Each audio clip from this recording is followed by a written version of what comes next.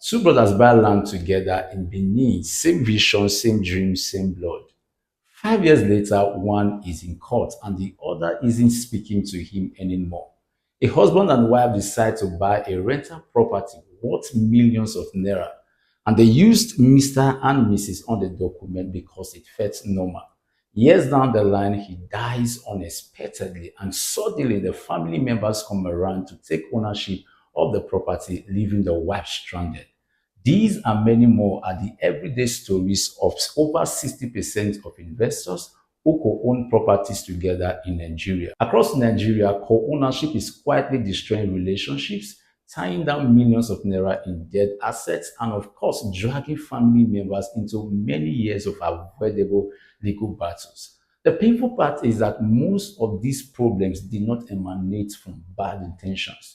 They came from the fact that most of the parties did not understand the law before signing the deal. So in this video, I'll be showing you the two types of co-ownership under Nigerian law and how one specific choice can either protect your investment or destroy it.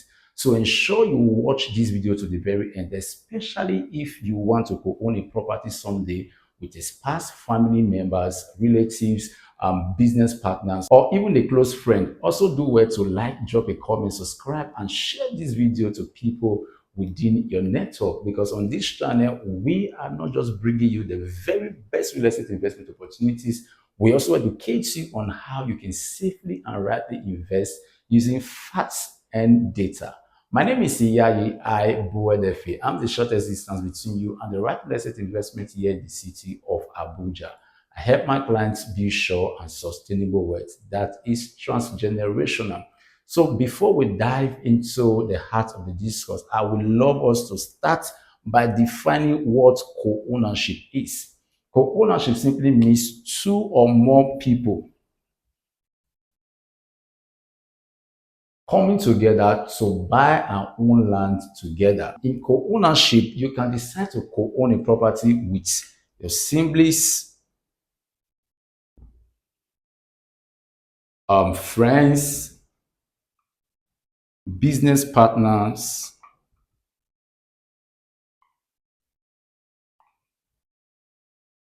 or even your spouse. So when co-ownership is rightly done, it can help to pool resources.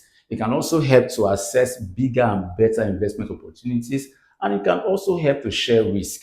But when it is not done rightly, it can tear apart functional relationship. It can also trigger unnecessary legal battles, and it can also tie down your investment opportunities for years. As a property broker, my first responsibility is to ensure that you do it right. There are two types of co-ownership under Nigerian law. The first is what we refer to as joint tenancy, and the second is tenancy in common.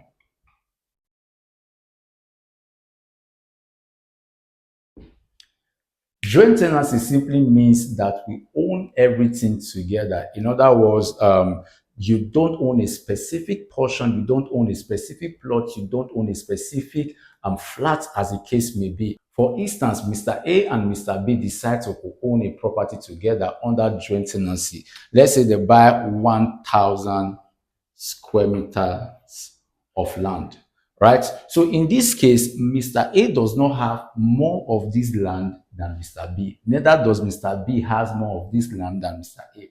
Mr. A and Mr. B co-own this property together equally. In other words, the 1,000 square meters belong to Mr. A, just as the 1,000 square meters belong to Mr. B. So it is important for you to understand that in this case, there is nothing like sharing. Maybe Mr. A has 60% of this and Mr. B has 40% of this, right? So it is important for you to know this, that in joint tenancy, Mr. A and Mr. B has equal share of the land 100%. Whatever belongs to Mr. A also equally belongs to Mr. B. And one key thing you need to also know under joint tenancy is what we refer to as the right of survivorship, right? So the right of survivorship simply states that If one of the parties, let's say Mr. A, dies tomorrow, his own share of this property automatically flows sideways. In other words, it goes to Mr. B instead of going downwards to his family members. So what this is saying is that in joint tenancy, when one party dies, his own share automatically goes to the other party who own the property together with him. So that is exactly how it works. In my own opinion, joint tenancy is mostly suited for couples.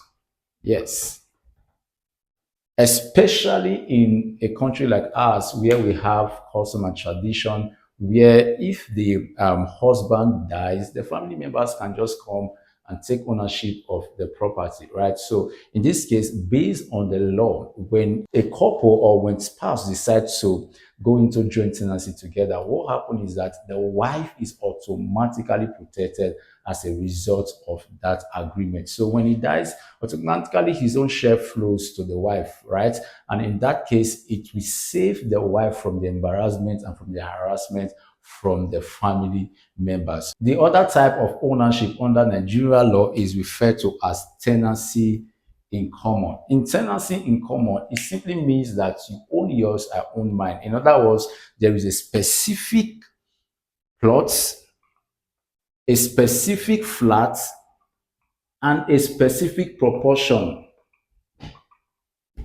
that belongs to each of the parties involved in the co-ownership, right? So in this case, let's assume Mr. A and Mr. B decide to also co-own property together under tenancy in common, and they go for, let's say, 1,000 square meters.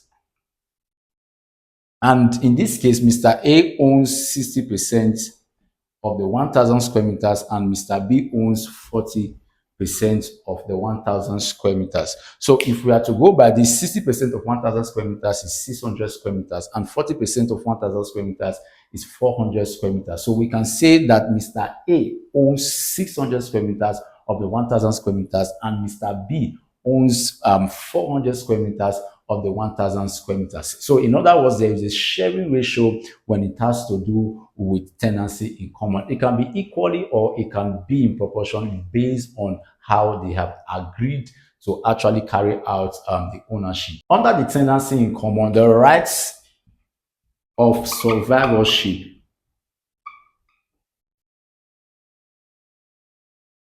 does not apply. It doesn't apply under the tenancy in common. In other words, if Mr. A dies tomorrow, his own share does not automatically go to Mr. B, unlike the joint tenancy. His own share can be inherited by his family members, by his wife, by anybody that he deemed fit to put in his own will, right? So the right of survivorship doesn't apply under tenancy in common. So what are the legal requirements every co-owner must know? The first is that you must state the type of co-ownership you want to get yourself involved in. It must be clearly captured in the deed of assignment or the title document. So you don't just assume, right? So if, for an instance, in the deed of assignment, it is not captured that you are going into any of these types of co-ownership, whether joint tenancy or tenancy in common, by law, the law will assume that what you mean by that is that you are going into tenancy in common. Right?